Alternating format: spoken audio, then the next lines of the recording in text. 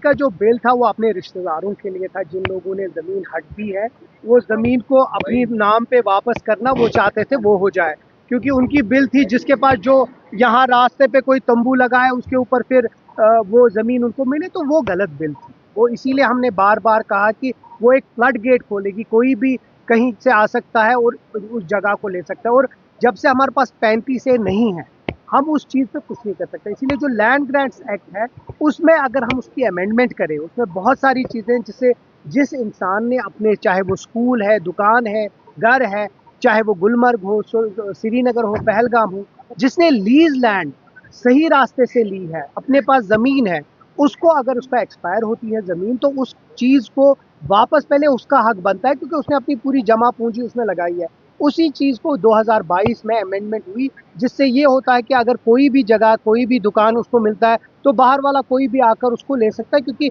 Purchasing power बाहर के लोगों के पास बहुत है। तो उसको ठीक करने के लिए अब लैंड ग्रांट्स एक्ट बिल जो है, मैं उम्मीद करता हूँ कि वो आ जाए, उसके बाद उम्मीद करता हूँ कि गवर्नमेंट उसके ऊपर सोचे।